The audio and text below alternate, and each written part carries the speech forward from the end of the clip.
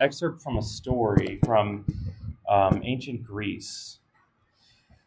So this story is from the historian Xenophon, and it's a story about Hercules as he's growing into a man. So Hercules, like the famous Greek hero. It's not too long, but I think there's a lot in this that we could kind of reflect on together. Okay. When Hercules was starting to enter adolescence from childhood, when youths, since they're already becoming their own rulers, make clear whether in life they will take the road through virtue or that through vice. Going out to a quiet spot, he sat down perplexed as to which of the roads he should take. And two tall women appeared to him to be approaching. One of the two was becoming to look at and free-born in nature. For adornment, her body had purity, her eyes modesty, her bearing moderation, and she had white clothing. The other had been fed to the point of being fleshy and soft. She was prettied up so that her complexion seemed to appear whiter and rosier than its reality, and so that her bearing seemed straighter than its nature. Her eyes were wide open, and she was wearing the clothes in which her bloom would be most conspicuous. She looked down at herself frequently, looked around to see if anyone else was looking at her, and frequently looked at her own shadow. When they came nearer to Hercules, the one spoken of first went on in the same manner, but the other, who wished to reach Hercules first, ran to him and said, I see, Hercules, that you are perplexed as to which road you should take in life. If you befriend me, I will lead you to the most pleasant and easiest road. You will not miss the taste of any delight, and you will live your life without experience of hard things. First, you will worry neither about war nor about business. Instead, you will roam about examining what delightful food or drink you might find, what delight you might see or hear, and what pleasant things you might smell or touch. Which favorites would especially delight you in associating with them, and how you might sleep most comfortably, and how you might obtain all these things with the least trouble. And if you ever have any suspicion that the sources of these things will be scarce, have no fear, that I might lead you to procure these things for yourself by means of labor and hardship of body and soul. Instead, you will use whatever methods others use to accomplish these things and refrain from nothing gainful. For I, for my part, furnish my companions with the license to derive benefit from wherever they may. And Hercules, after hearing these things, said, Woman, what is your name? My friends call me Happiness, she said, but those who hate me nickname me Vice. At this point, the other woman approached and said, I too have come to you, Hercules, since I know those who begot you and that nature of yours, having observed it in your education. Therefore I have hope for you, that if you should take the road toward me, you will become an exceedingly good worker of what is noble and august. And for me, that I will appear still far more honored and more distinguished for good things. I shall not deceive you with the preludes about pleasure, but I shall truthfully describe the disposition the gods have made of the things that are. For without labor and attentiveness, the gods give humans none of the things that are good and noble. But if you wish the gods to be gracious to you, you must serve the gods. If you want to be cherished by your friends, you must do good deeds for your friends. If you desire to be honored by some city, you must benefit the city. If you think you deserve to be admired by all Greece for your virtue, you must attempt to be the cause of good for Greece. If you wish the earth to bear you fruit in abundance, you must serve the earth. If you think you must become rich from cattle, you must be attentive to the cattle. If you set out to increase yourself through war and wish to be able to make your friends free and subdue your enemies, you must learn the warlike arts themselves from those who understand them, as well as practice how one must use them. And if you wish to be powerful also in your body, you must accustom your body to serve your judgment, and you must train with labors and sweat. And Vice interrupted her and said, reflect, Hercules, how hard and long is the road to the delights that this woman describes for you, but I shall lead you to an easy and short road to happiness. And Virtue said, Wretch, what good things do you have? Or what pleasant things do you know, not wanting to do anything for the sake of these things? You do not even await the desire for pleasures, but rather fill yourself up with everything before desiring it, eating before you're hungry, drinking before you're thirsty. In fact, in order to eat pleasantly, you contrive gourmet cooks. In order to drink pleasantly, you furnish yourself with costly wines, and in summer run around seeking ice. And in order to sleep pleasantly, you furnish yourself not only with soft bedclothes, but couches and rockers for your couches. For you desire sleep, not because of your labor, but because you have nothing to do. And you compel yourself to have sex before you are in need, contriving all sorts of things and treating men as women. Insolent at night and asleep during the most useful part of the day, this is the way you educate your friends. Although you are immortal, you have been cast out from among the gods and are dishonored by good human beings. You have not heard the most pleasant of all sounds, praise for yourself. And you have not seen the most pleasant of all sights, for you have never seen any noble work of your own. If you should say anything, who would trust you? If you should need anything, who would supply you? And what person of good sense would dare to be among your worshippers, who are powerless in their bodies when young and senseless in their souls when they become older, who are comfortably sustained without labor through youth and pass a miserable and laborious old age, who are ashamed by what they have done and weighed down by what they are doing, and who run through pleasures in their youth and lay up the hard things for old age? But I am a companion of the gods and a companion of good human beings. No noble work, divine or human, comes into being without me. I am honored most of all among gods and among those human beings by whom it is fitting to be honored. For I am a cherished co-worker for artisans, a trusted guardian for masters of households, a well-disposed assistant for household servants, a good helper for the laborers of peace, a reliable ally for the works of war, and an excellent partner in friendship. Among my friends, the enjoyment of food and drink is pleasant and trouble-free, for they refrain from these until they desire them. More pleasant sleep is available to them than to those who do not toil. And when they lose sleep, they are not annoyed, nor on this account are they remiss in taking the actions they should.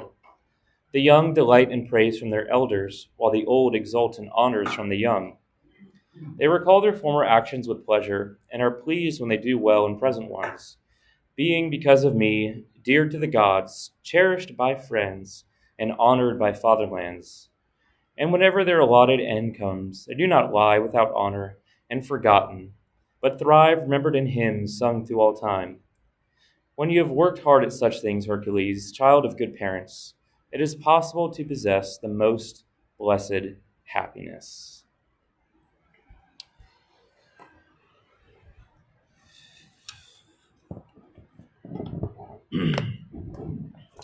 All right.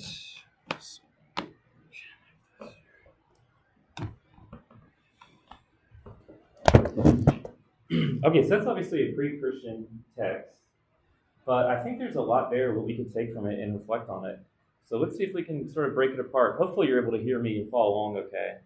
Um, but yeah, let's start off. Can anybody recall how the two women were described?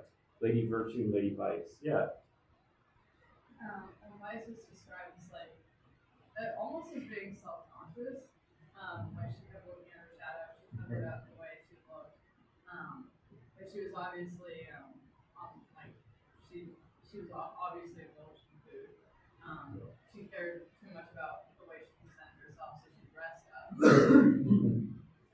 And overall, she was just like very eager to like get people over to her side.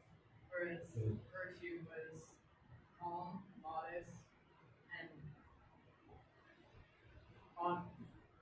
honest about what she wanted to say. Yeah, great description. And I don't know if you caught this detail, but to your point, Lady Vice runs over to get to Hercules first to talk to him, and Lady Virtue just continues to walk and take her time to get there. Okay, so Lady Vice, she's dressed like very seductively, right? She looks better like, with all the makeup and the clothes than maybe without those things. What do you think the meaning of all that is? Yeah. Sort of like the ice is like glamorous on the surface. Okay. From the outside looking in, it looks great, actually. So everyone, something you want to do, where like you become familiar with it, and there's nothing there, there's no substance. Great point. I like the way you phrase that. There's nothing there, nothing of substance. Okay, and I think that's exactly what the story's getting at, right? Vice often appears very seductive, very desirable, all right? But like you said, if you choose it and you go down that path, you realize, wait a minute, this was fun for the moment, but there was nothing really that's going to sustain me. Why do you think she had to run, though, to get there first to Hercules? Yeah.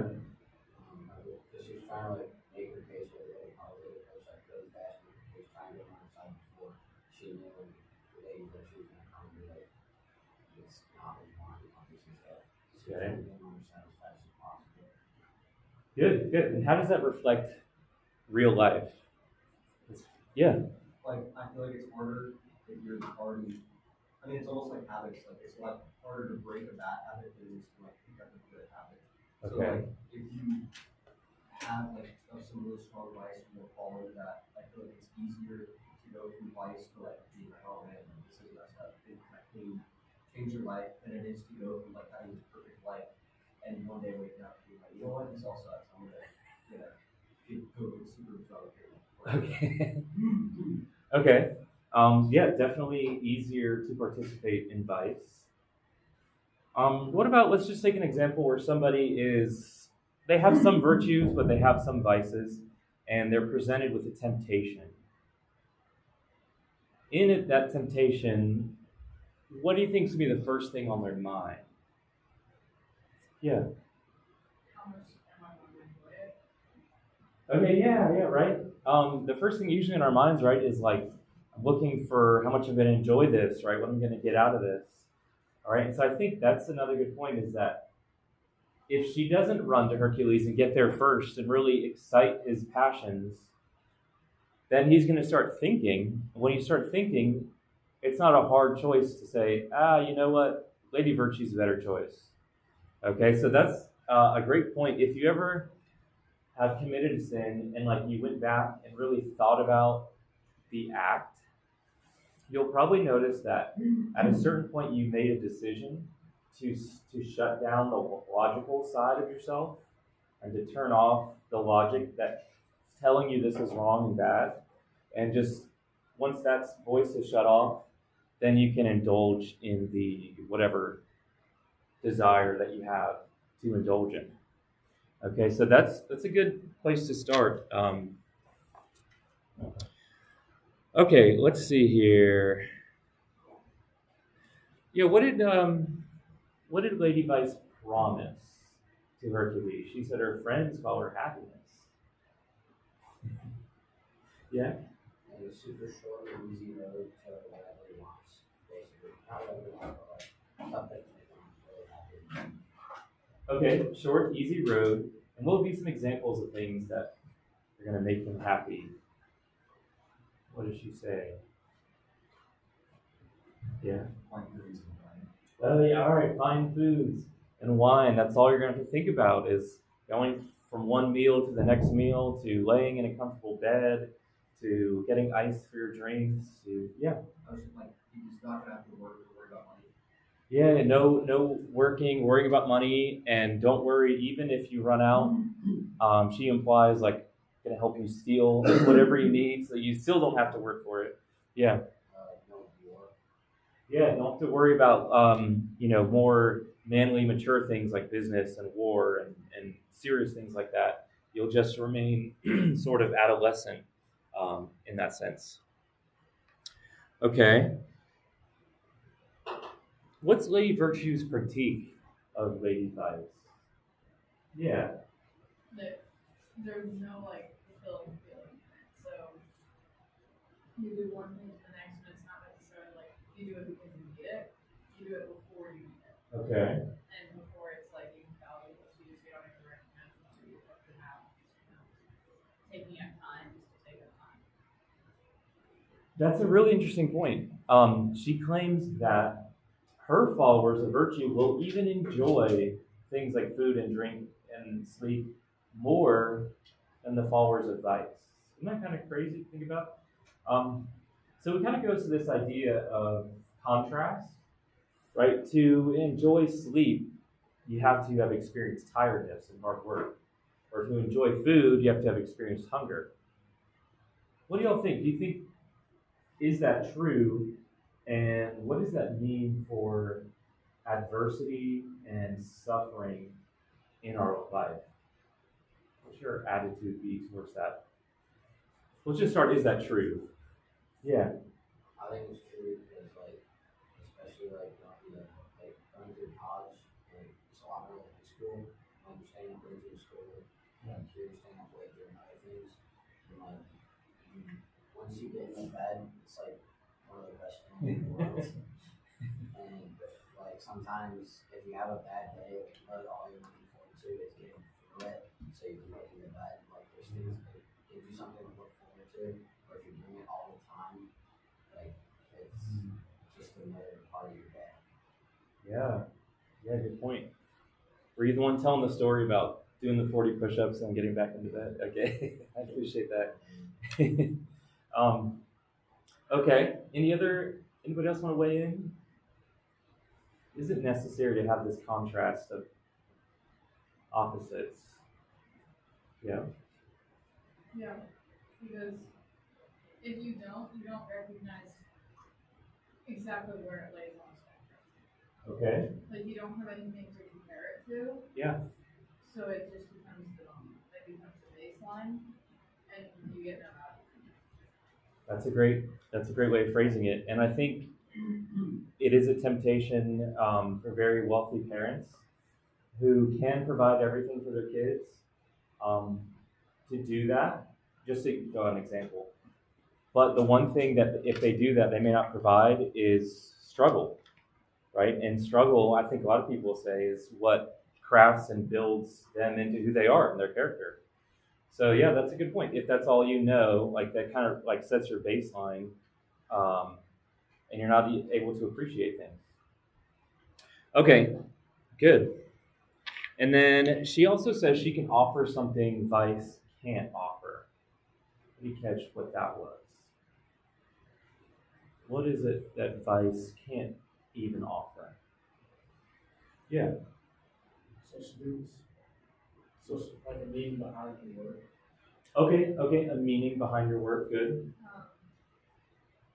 Like as a summary, like people valuing what you've done for them. Yeah, people valuing what you've done. So she says, right, you'll have friendships. The people that you help in your community will honor you, right? You're going to have a family who remembers you in these hymns and songs and everything. So in a certain way, she's saying like nobility and honor are things you can only achieve through hard work. And the vicious person, the person who does vice, will never even know that good. Okay, I bring up this story to start off this topic because when we talk about virtue, we talk about happiness especially, that can definitely be a confusing idea, right? Everybody wants to be happy, but what exactly does that word mean?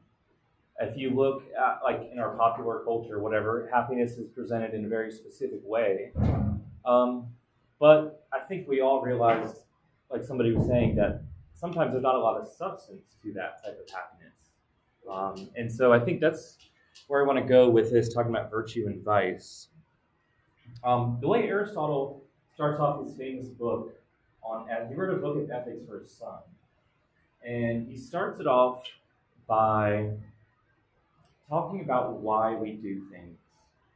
Have you ever done this little thought experiment? Okay, if you ask yourself why you're doing what you're doing right here now. Okay, why are you sitting in this class? Okay, and then you might give an answer. But then you ask, okay, why do you want that? And then you give an answer, well, why do you want that? And you give an answer, well, why do you want that? All right, you see how far back you can trace this sort of chain of desire. And what Aristotle says is that this can't go on forever. There has to be some ultimate purpose for which you're living for. Now he says that everybody desires that to be happiness, but happiness is an effect of obtaining that supreme good in life. And people disagree about what the supreme good is. And so some people think the supreme good is pleasure, and that ultimate happiness will result from pursuing pleasure above all things.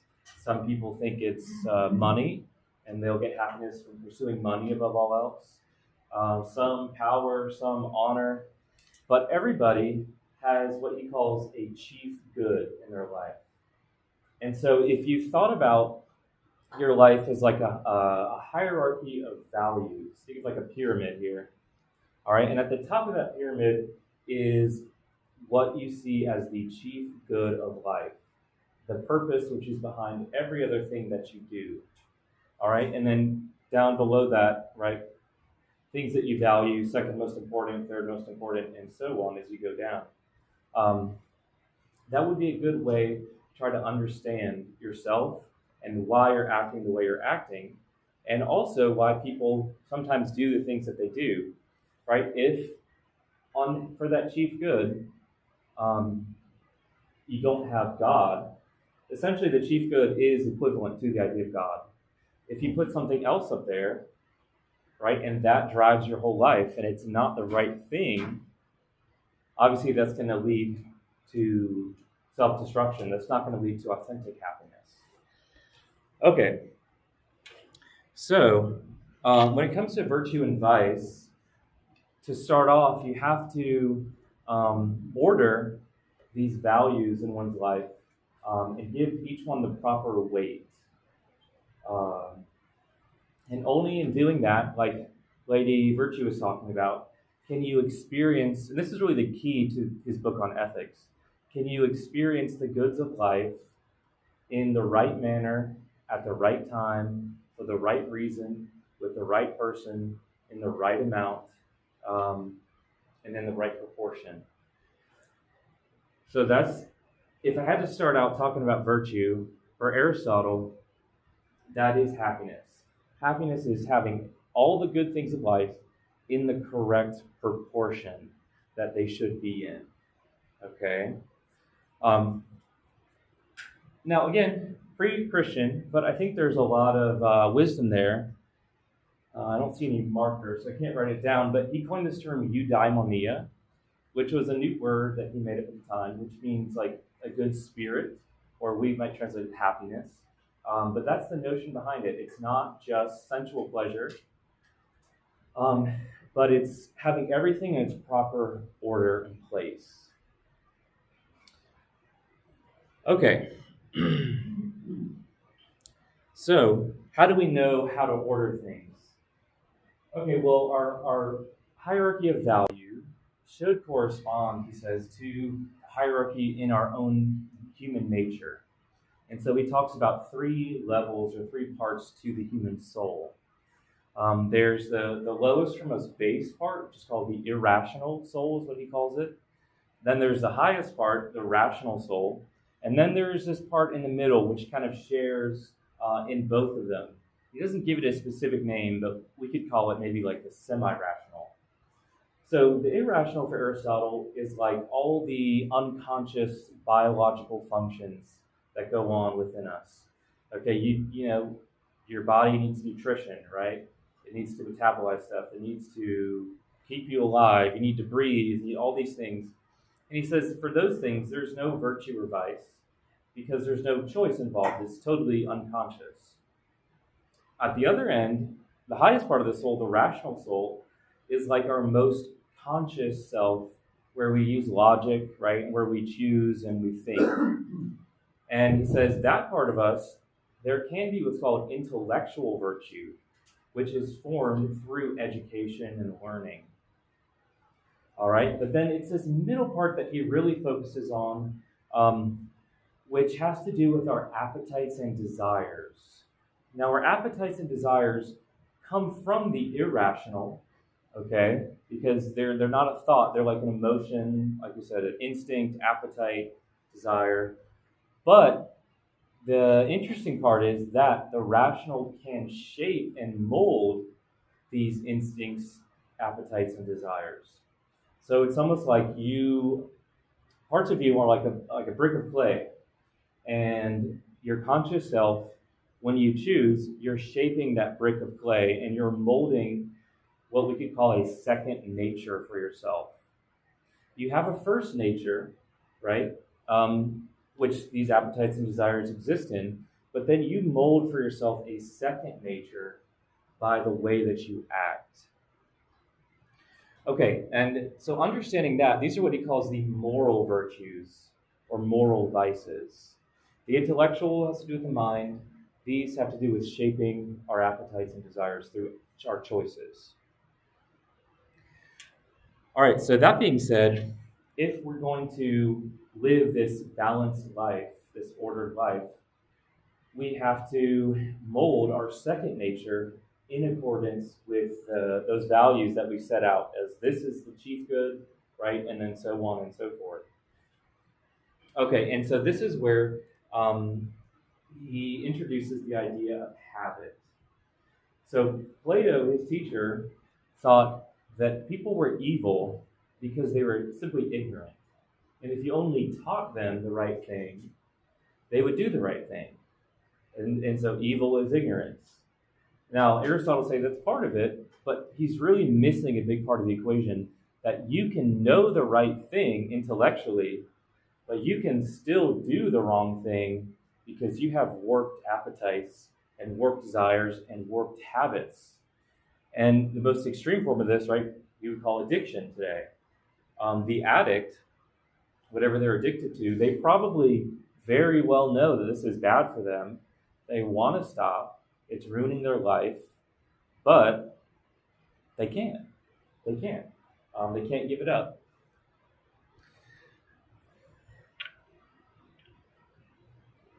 Okay, so yeah, let's talk about habits here. What do y'all think? How do we form habits? How do we make habits? He'll call a good habit a virtue and a bad habit a vice. Yeah. Okay.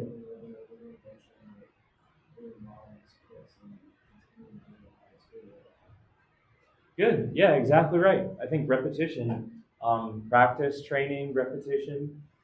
You do something over and over again, and what happens? It becomes easier to do that particular thing. It's almost like a moral type of inertia, right? You get moving one way, and it's really easy to keep going that way, and hard to stop and go the opposite way. Okay? And let me throw another question out to you related to this. What do you think is most important in life? In life, there are times where we have these big decisions. So it's kind of like a fork in the road. I either go this way or that way, and this can have a big impact. But there's not as many of those decisions, right, as there are a lot of small decisions which are fill your everyday life, which aren't necessarily like this fork in the road, but there's a lot of them. Which do you think would be more important in shaping, your second nature, so to speak? The few big decisions or the many small ones? Okay, yeah, I think I'd agree. The many small ones, like you said, they build up over time into these big types of decisions. And so if you think about anybody who does something heroic, in our tradition, saints, right, who give their life for Christ, or you can look into the military, right, people who reach these very high levels and do these extremely heroic acts, giving up their life for their brother or sister next to them, okay, or anybody who's successful, really, you have to realize that they can perform on that level only because they've put in whatever thousands of practice hours and decisions on a smaller level. Nobody jumps to that big level in one, leap and bound, right? But it's these little micro improvements over periods of time that allows them to get there. And one way you could think about this is going back to that value structure. If you take whatever your highest value is, all right, and imagine imagine you're walking, okay, and you put that over the horizon of where you can see. It looks like there was a beautiful sunset over there earlier. So let's just, all right, imagine we're walking there, our highest good is over the horizon, and we're ideally journeying towards that horizon. Now, every step that we take, right, is either getting us closer to that horizon, further away, or maybe, I guess we could say, going on sort of like a tangential path towards it. Okay, but each step counts in that movement towards the end. All right. And imagine over time, right? If you take enough steps in a particular direction, you're going to end up far away or end up much closer. And so I think this kind of goes to your point that if you're trying to become virtuous, trying to pursue God, even these little things that you do, that we do during the day, can take on meaning, because each one is like a little bit of a closer step either towards that goal or away from that goal.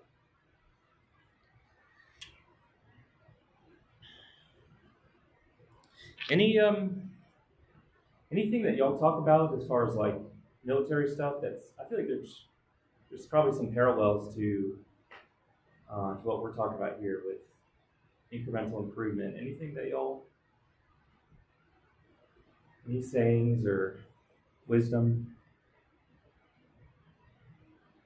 Yeah. So where it's like you fall back on your level of training like in the moment. So it's like, you're not thinking, like for example, like when we're doing the army stuff out with that, you're not really supposed to be consciously being like, okay, now I do this, this, and this. It's like you're supposed to, you do that on the deck, so that way, like when you get tested on it or whatever or stuff, when X Y Z happens, you do X, X Y Z. You don't think, hey, what do I do here? I know I was told to do this.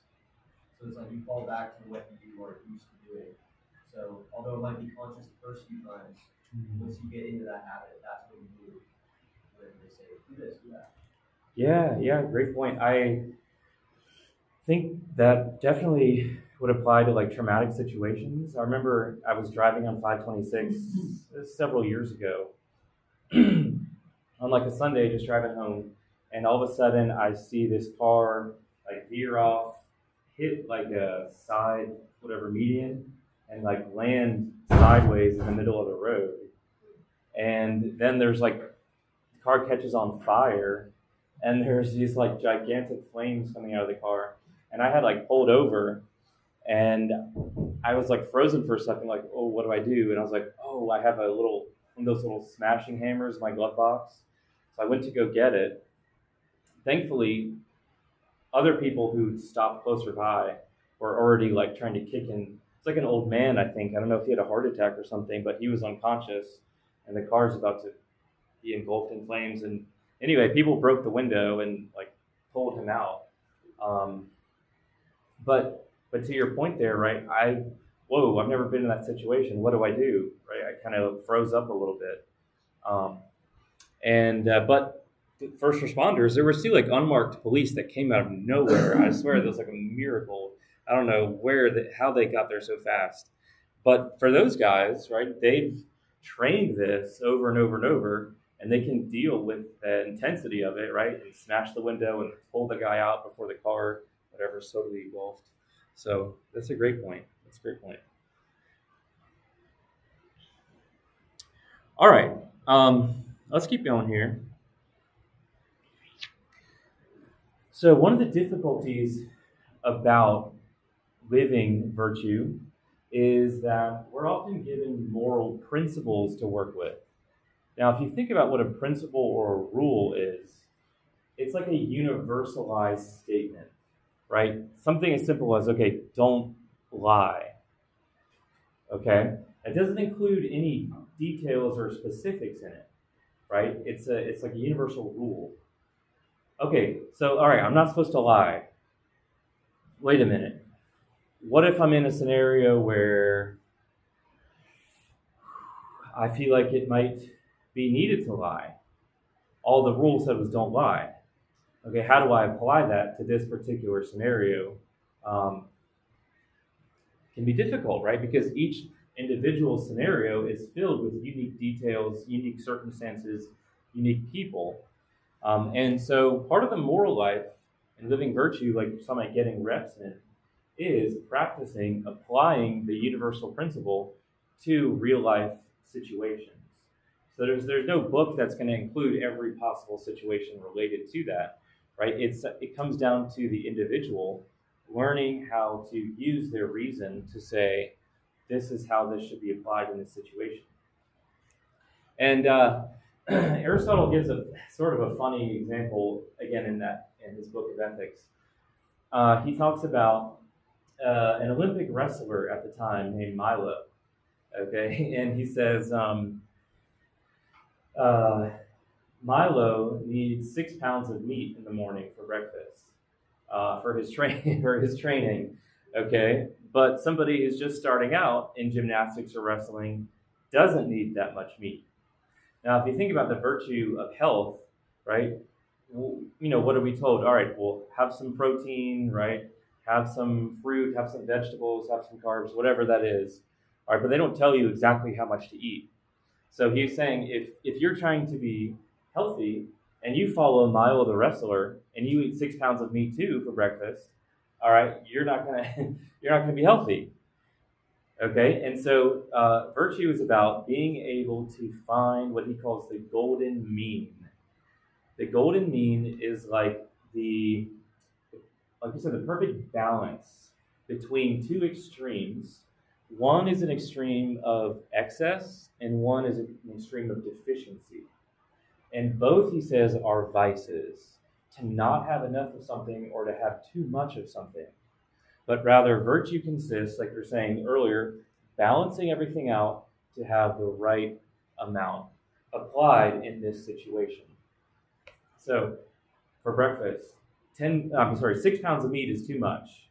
Okay, maybe not eating anything for me is not enough if I have to go work a full day. All right, so what's that golden mean for me to be healthy? It would be whatever X amount of food. But you can apply it to any of the virtues, right? Let's just take generosity, for example. Okay, if I want to be generous and I give away my whole paycheck and I have to support my wife and son, okay, that would actually be a vice, right? Because it's too much. Then we're not going to be able to pay the mortgage payment or the power bill or anything, and we're going to lose our home, right? But on the other hand, if I never helped anybody in need, that would also be a vice, right? Because now I do have some extra money that I can use, and somebody else is in need, and I don't help them. Right? Then I'm stingy. Okay, but again, virtue would be that golden mean of how do I provide for my family and help somebody when I see them in need there.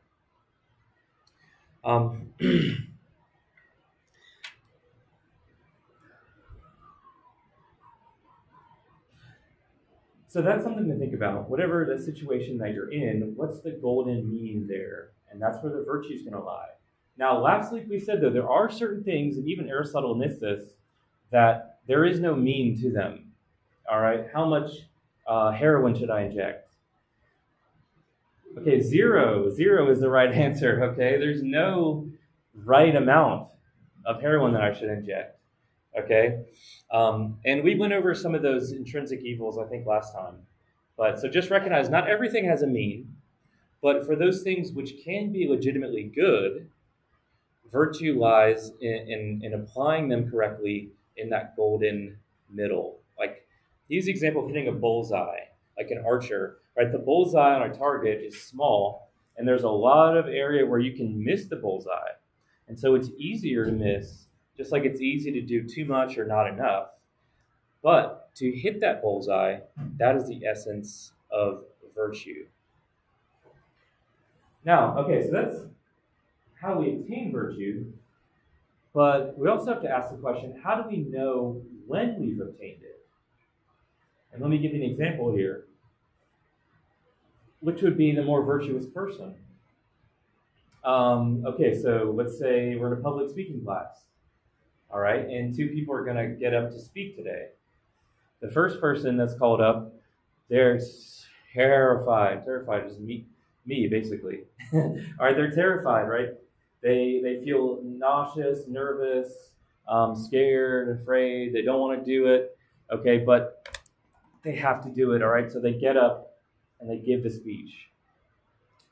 Second person, they're called up and they feel confident, right? And they get up and they actually enjoy getting in front of people and giving that speech. And then they sit down. Maybe Aristotle would ask us, which one has the virtue of public speaking? Or is more virtuous? What do y'all think, the first or the second?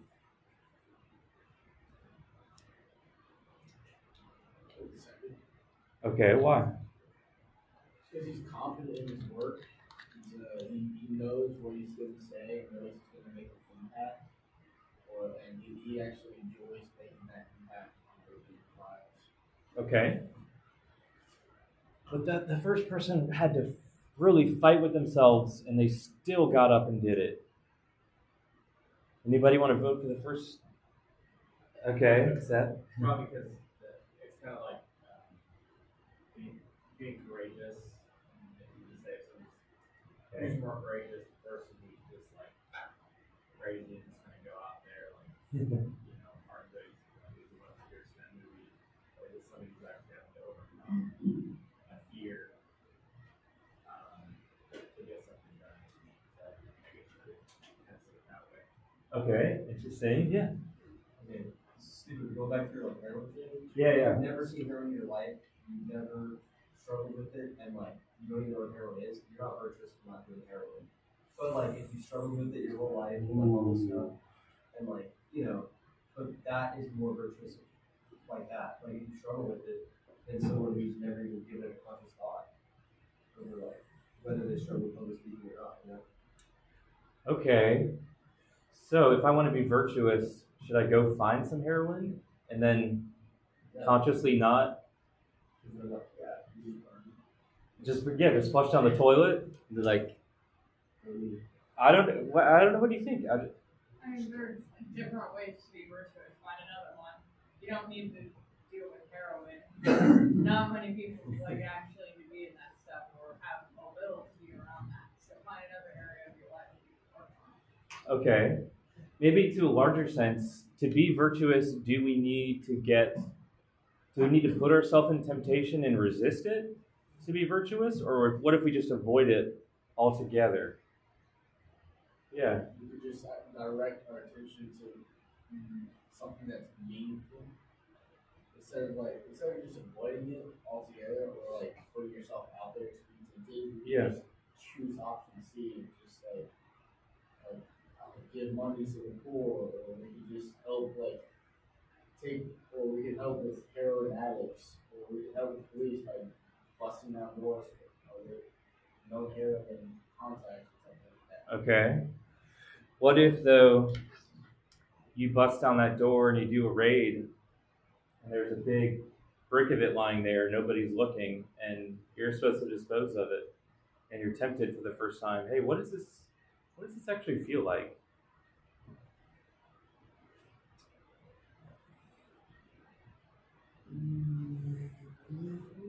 Is that a hand somewhere? I didn't know that was all. That's okay. Oh, yeah, what were you going to say? I was just gonna say, I think trying to avoid temptation completely is kind of impossible. Okay. I don't think I know anybody that's ever done it before. Temptation gets all of us. I mean, I'm tempted every day. I think you're more courageous when you beat the temptation instead of avoiding it, if that makes sense. Okay. I don't think you can just skip out on temptation, if that makes sense. You just can't go through that. So, similar question. What about things that maybe aren't on your radar but are temptations? Do you need to put yourself, there are temptations that are in everybody's life. Then there are things I've never seen heroin in person, for example, but do I need to test myself with heroin to know that I'm virtue? Okay. All right. You want to Well, I was just gonna say, you don't need to test yourself to prove it, but you can do that. Just stay where you at, start learning from virtues and Okay. All right. So we got two different answers here. How do we resolve this? Hmm.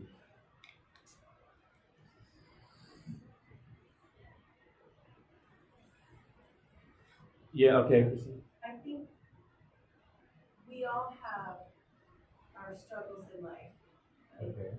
And so don't add a new struggle that you're good with. Right? Okay.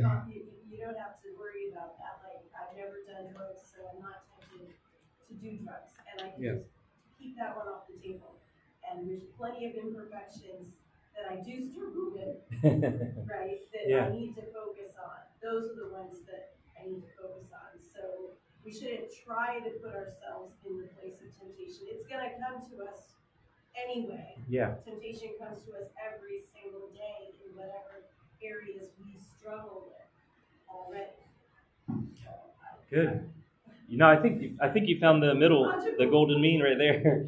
Yeah. Good. I don't know that, like seeking out, to prove, you're not, by doing, testing yourself, you're more or less ignoring the actual problems that you do have. So rather than focusing on trying to prove how much you still by testing yourself, you should instead prove how much work you by fixing yourself. Yeah, things that are already real problems in your life, focusing on those instead of going out and finding extra problems. Great points. Okay, so Aristotle's idea is that you have virtue when you take and you feel pleasure at doing the right thing. When you feel pleasure at doing the right thing. So, but to go back to Seth's point, in terms of the virtue of public speaking, the second person would be more virtuous because they've obviously practiced and they feel pleasure at public speaking. But if you looked at it in terms of the virtue of courage, maybe the first person would be more virtuous with courage, right? Because they didn't have this maybe natural inclination to be in front of people and yet still took pleasure in overcoming that. So I guess you could look at it in two different ways, but the basic idea I think still stands there. If you struggle to do the right thing, maybe you're on the path to virtue with that whatever that issue is. But so you keep practicing and you keep practicing until you begin to actually enjoy doing the right thing, and then Aristotle would say you fully now embodied that virtue or actualized that virtue. If that makes sense. And to the discussion here, I think Christina's right that there are certain things, if you don't struggle with them at all, why open the door to them? Because there are stuff that we all struggle with. So maybe focus on that. I'm not going to go look and search out for drugs because it doesn't really come into my daily life. So I think also that is a virtue, if avoiding unnecessary temptation. Yeah. Would you say that's what you're loving God because you're not putting yourself in your expectation? Oh yeah, I think so. Yeah, we have that phrase in Catholicism, right? The near occasion of sin. So when we know that we're going to enter in a situation where temptation is going to arise, and we still do it anyway, right? We've kind of placed ourselves knowingly there. Just a practical real life example. Let's say you're dating somebody, right? And you go to visit them and you both, let's lie down together to watch a movie, right? Yeah, that's a good idea. That would be an example of probably a near occasion of sin, right? Because you're lying down together on the bed, right? You're watching a movie, you're laying there together.